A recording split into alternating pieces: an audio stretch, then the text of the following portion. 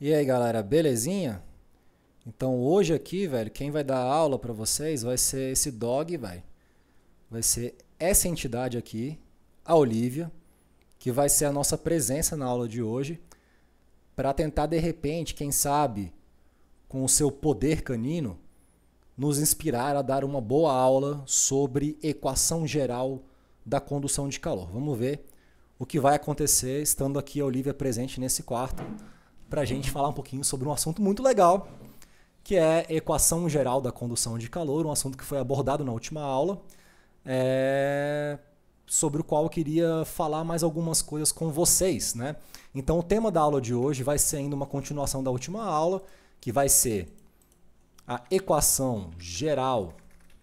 Deixa eu colocar isso aqui mais para o lado, a minha mesa. Equação geral da condução ou difusão de calor. Eu vou recapitular a conclusão final que a gente chegou na última aula. Foi uma aula de dedução, basicamente. Então eu vou relembrar aqui alguns passos argumentativos na minha dedução, mas eu queria focar um pouco mais na aplicação dessa equação no início da aula de hoje, porque eu sinto que os alunos ficam muito perdidos quando eles chegam numa equação diferencial parcial que representa o comportamento de um certo fenômeno físico e ficam meio assim, tá, mas como é que eu uso essa equação, como é que ela se aplica, como que eu resolvo, para que ela serve, né? Então eu acho que é importante falar direitinho sobre ela na aula de hoje, para que fique bem claro o assunto. Então, se eu for colocar aqui na forma de tópicos na aula de hoje, né, a gente poderia colocar assim, primeiro tópico, uma interpretação dessa equação. Então, vou interpretá-la com vocês, que eu acho que é muito importante. O segundo tópico, eu vou tentar resolver dois exercícios vinculados a essa equação, para dar um exemplo de aplicação e ficar mais claro. E aí, se der tempo, eu vou falar um pouquinho sobre o método da resistência térmica com vocês. A Olivia está indignada ali, está querendo sair. Ela fica meio puta às vezes, assim, quando eu falo demais sozinho, saca? Ela tem sido uma companheira muito interessante nessa quarentena. Fiel, olha só a pose dela, que elegância, né? Mas daqui a pouquinho ela vai começar a bater na porta, falar, velho, quero sair, quero ir pro quintal, e tudo bem, a gente vai ter que respeitar o dog, porque ele é soberano nessa casa. Então, se der tempo, eu vou falar sobre esse método, que é muito legal, assim, é um método muito simples de você usar para resolver uma porrada de problema de interesse prático. Então, um engenheiro adora usar isso daí para resolver vários tipos de problema. E eu acho super interessante o processo argumentativo por trás da consolidação desse método como uma ferramenta de solução de problemas em engenharia. Tá? Então vamos começar a aula de hoje, sem mais delongas. Deixa eu só abrir a porta para a Olivia, porque eu acho que ela está um pouquinho agoniada, com licença. Quer sair, Nevinha? Então, adiós.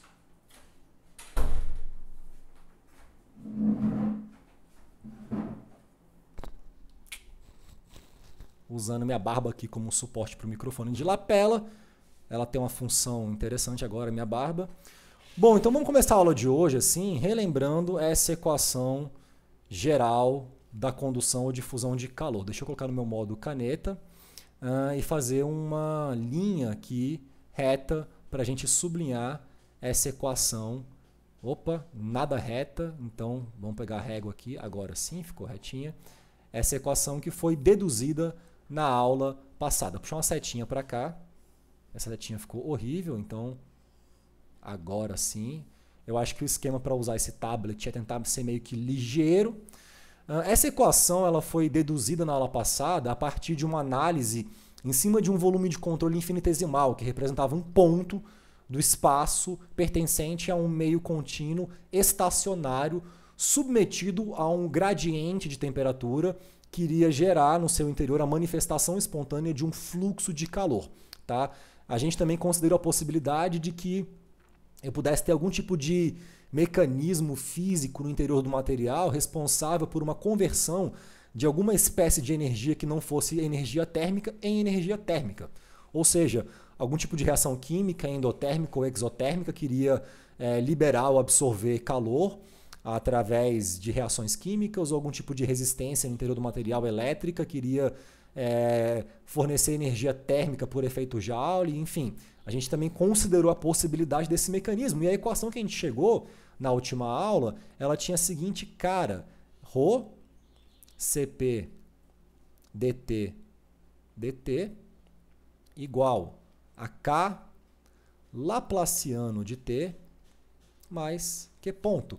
E aí, né, aqui a gente pode fazer uma legendazinha. Esse ρ é a massa específica do material, específica, medida em quilograma por metro cúbico. Esse Cp é o calor específico à pressão constante. Então, calor específico. A gente pode pôr aqui, entre parênteses, a pressão constante. É uma propriedade que ela é definida termodinamicamente. Esse calor ele é Joule por quilograma Kelvin, a unidade dele no Sistema Internacional de Unidades. T é a temperatura absoluta, né, do ponto do espaço. Isso aqui, Kelvin. Esse cara aqui é um campo. Então, o campo, ou seja, varia no espaço e no tempo. T é uma função de x e t, em que esse cara aqui é o tempo e esse maluco aqui é o espaço.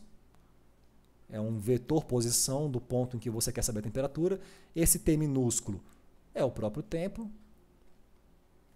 Medimos em segundo. Esse K é a condutividade térmica do material. É uma propriedade muito importante. Ela é medida em, se não me engano, watt por metro Kelvin. É isso mesmo. Depois vocês podem checar em casa se essas unidades que eu estou falando aqui realmente vão ser dimensionalmente consistentes com essa equação aqui. Esse nabla é o operador nabla, né? Então a gente pode pôr operador nabla. Ele também tem uma unidade de medida.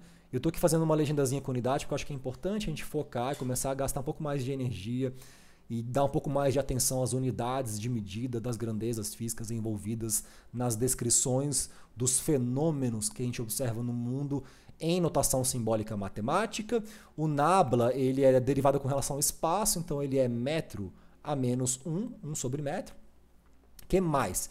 E esse Q ponto aqui, já acabou a minha página? Acho que já. A gente põe aqui. Ele vai ser uma coisa que a gente vai medir em watt por metro cúbico e vai ser uma taxa de geração interna, que a gente chama,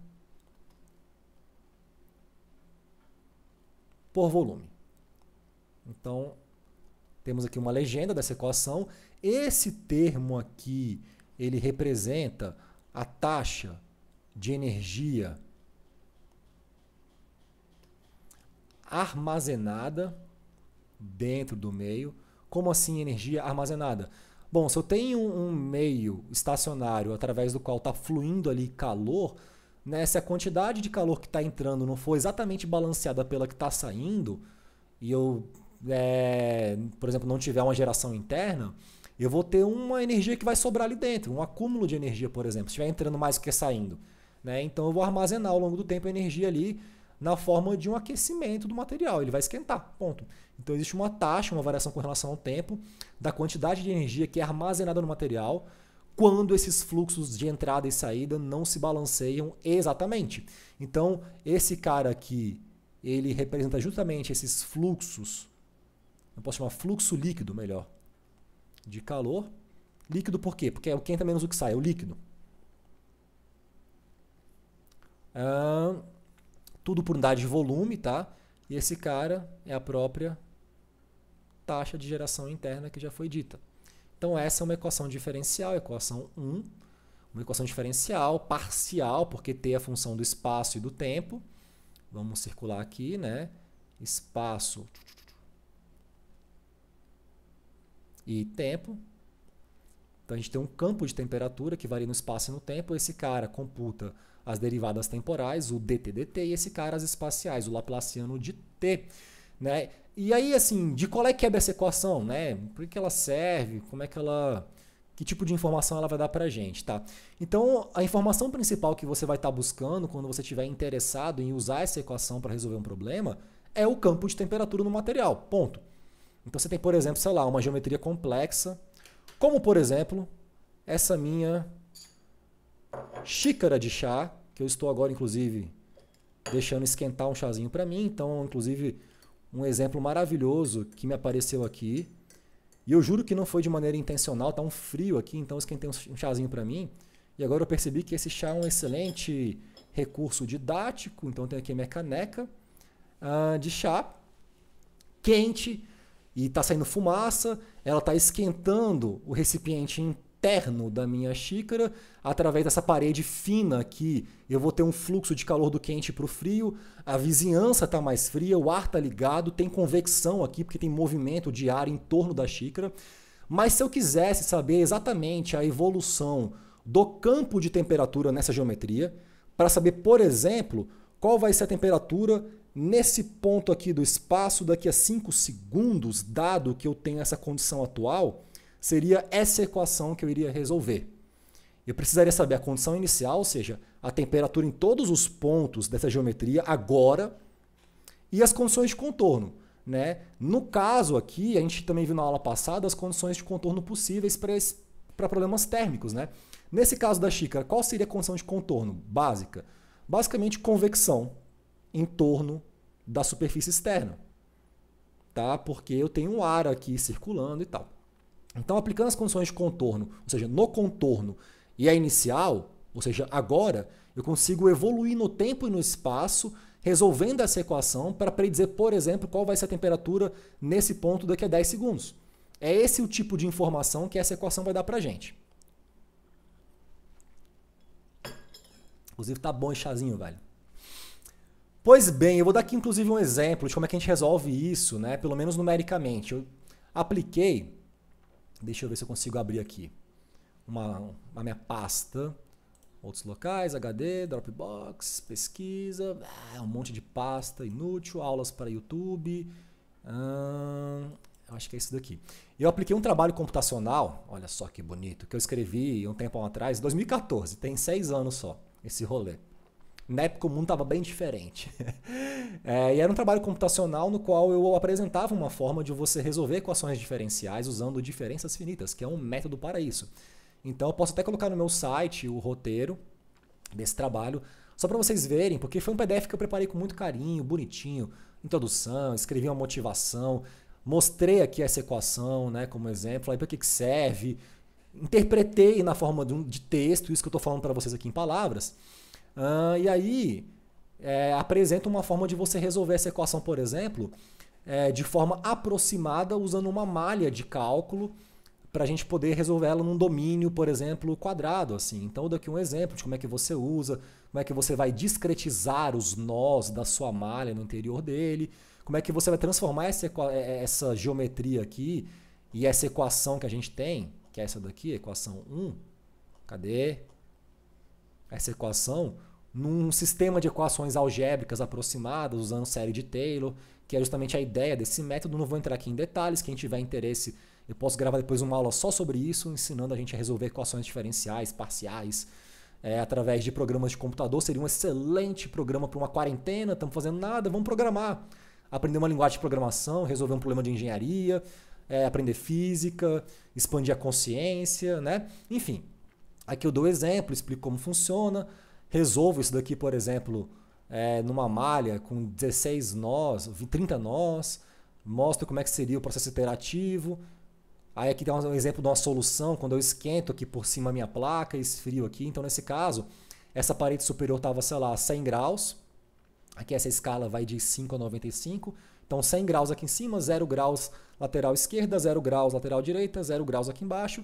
Isso aqui seria a configuração final do campo de temperatura no interior da placa, quando você resolve aquela equação até atingir um regime permanente de operação, tá? Um exemplo, né? E aí, eu peço para a turma pedia essa equação na condição na qual você impunha um fluxo ali de calor e tal. Então, eu passei um trabalho cujo objetivo era você resolver aquela equação nessa geometria, quando você tem um fluxo de calor entrando pela lateral esquerda. E as laterais de cima e de baixo, que não seriam laterais, seria a parede de cima e de baixo, né? Saindo um fluxo assim não linear e uma parede aqui adiabática. Inventei essa condição de contorno aí maluca para ver o que aconteceria quando você resolvesse essa equação. E aí, eu tenho aqui, eu fiz uns programinhas para isso, eu fiz para o cobre e fiz para o aço inox. Então, por exemplo, para o cobre, se eu abrir aqui com o VLC, meu aplicativo, eu tenho a animaçãozinha que eu fiz, oriunda da minha solução, na qual você vê esse calor sendo propagado da esquerda para a direita e você está mudando a distribuição de temperatura. Você está tentando ficar meio azul aqui no centro porque você está puxando o calor de cima e de baixo. Isso seria o padrão do cobre, então eu vou repetir mais uma vez para a gente entender mais ou menos o papel da condutividade térmica nesse rolê, porque a do cobre é altíssima, então no cobre a gente teria mais ou menos essa evolução, né, no tempo do campo de temperatura, enquanto que para o aço inox, que a condutividade é bem mais baixa, eu fiz uma simulação para ele também, só mudando a condutividade térmica naquela equação, você teria uma coisa mais ou menos assim. Ó. Demoraria muito mais tempo para essa chama se propagar. Então, na verdade, a condutividade térmica do material ela tem a ver com o tempo no qual você consegue recuperar um equilíbrio térmico perdido a partir de um distúrbio por um fluxo condutivo. Né? Então, o distúrbio é meter calor aqui e puxar daqui. Quanto tempo você vai demorar para poder ser manifestado para o resto do material? No cobre é muito mais rápido que no aço inox, por exemplo. Seria um exemplozinho da gente resolvendo essa equação num problema prático de engenharia. Beleza? Então vamos agora voltar aqui para a nossa aula de hoje. Eu estava num processo de interpretar essa equação, então eu queria falar mais um pouquinho ainda sobre essa questão de equações diferenciais parciais, só para deixar a coisa bem consolidada e bem clara para vocês. Né? Como a coisa funciona? Isso aí para além de transferência de calor. A gente vai ter geralmente uma lei da física. Essa lei da física ela vai descrever como mecanismos físicos se balanceiam para reger a dinâmica dos fenômenos observáveis no nosso mundo sensível. Ela pode ser tanto uma lei que diz respeito à propagação de calor, à difusão de poluentes na atmosfera, pode dizer respeito, por exemplo, à movimentação, ao campo de velocidade e pressão das massas de ar que se movimentam na atmosfera terrestre. Pode ser uma lei que diz respeito à relação entre as variações no espaço e no tempo de campos elétricos e magnéticos, né, que seriam as equações de Maxwell. Enfim, a gente tem leis da física que relacionam variações no espaço e no tempo de campos de grandezas físicas de interesse da curiosidade humana, e elas vão sempre culminar numa equação diferencial parcial que relaciona variações. Diferencial, diferença. Então, uma equação diferencial ela relaciona diferenças ou variações de quantidades de interesse. Geralmente, a gente vai expressar essas variações com relação ao espaço e ao tempo, porque são as variáveis que a gente concebe para poder entender o nosso mundo. A gente está aqui se movimentando ao longo do espaço e usa o tempo como recurso para poder ter um movimento, mas não necessariamente. Eu poderia ter uma equação diferencial, por exemplo, que expressasse como certa grandeza iria variar em relação a um número de onda, a uma frequência, por exemplo, se eu estivesse num espaço de Fourier, num espaço recíproco. Não importa muito. O que importa é que a equação diferencial ela é um tipo particular de equação matemática que relaciona variações com relação a algo, geralmente espaço e tempo, no nosso contexto físico, que a gente queira saber como se comporta agora e aqui. Né? Então é isso, assim, e ela vai descrever fenômenos físicos, vai estar vinculada a uma condição inicial e a uma condição de contorno, beleza?